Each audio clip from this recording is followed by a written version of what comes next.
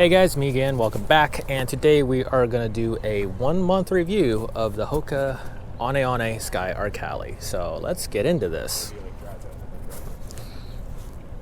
Alright, if you have not seen my first impressions video, I'll put a link I think over here, and maybe it's over there, but I think it's over here.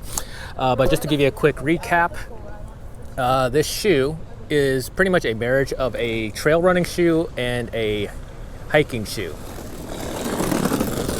And there goes a skateboarder.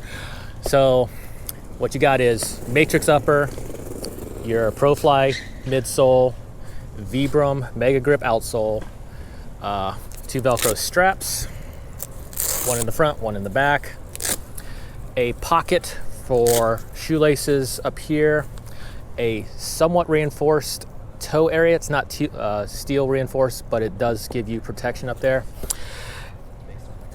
As a running shoe, this is heavier than most trail shoes. Actually, it's heavier than every trail shoe that I've ever worn.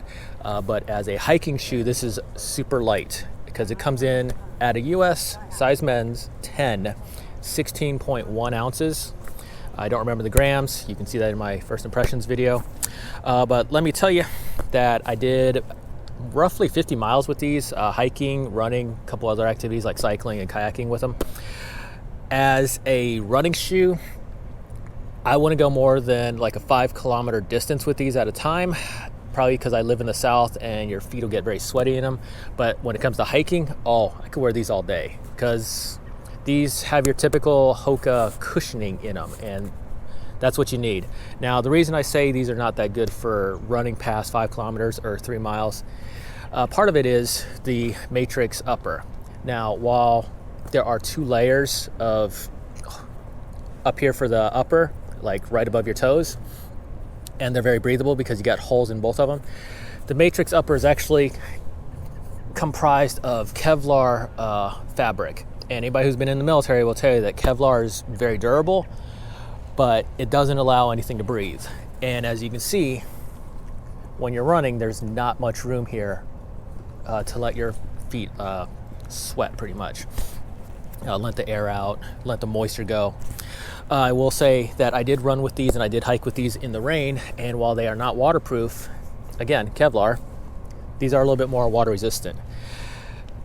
I already mentioned that you've got their typical Hoka cushioning, and that's thanks to the ProFly midsole. The Vibram outsole though, the Mega Grip, this is phenomenal when you're out on the trails. I only slipped once while I was out there, and that was my fault. I was going down a wet bridge. I did not have the right grip or any balance when I was going down, so I almost fell.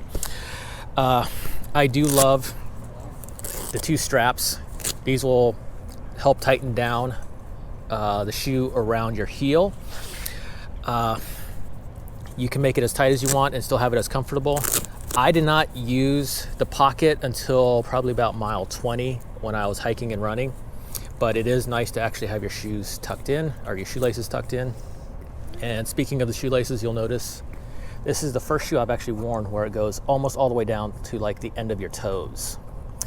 I've read that some people find these shoes narrow. I did not have that issue until about halfway through, and I think that's because it was really hot outside when I was wearing them and my feet just swelled. So there is that. Like I said, I did about 50 miles with these. I do got to clean them up a little bit because you can see there's some dirt and stuff on here. But if you look at the outsoles, they're holding up really well. Everything about this is well constructed. It's very durable. This thing is built to last. It's just, if you're down in the South, I would not recommend running with them. Maybe if you're in like Colorado or up in the Poconos, the Appalachian Mountains, all that good stuff. Yeah, these will be great for you, especially during the summer, but not in weather where it can reach up to 90 degrees with 100% humidity. I don't know if they're worth $200 because that is the retail price for these. But if they were offered to me for $150, I would definitely buy them. So I do think that the price needs to drop. However, I don't think Hoka is going to do that because of how much technology and the quality of the material that went into building this shoe came in. So if you see these on sale, go ahead, go for them.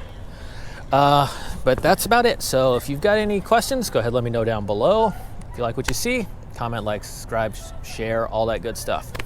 And I think my next shoe review is probably going to be an On shoe again, because it's about time for me to replace them, and hope they fix their stuff. All right, till next time. Bye, guys.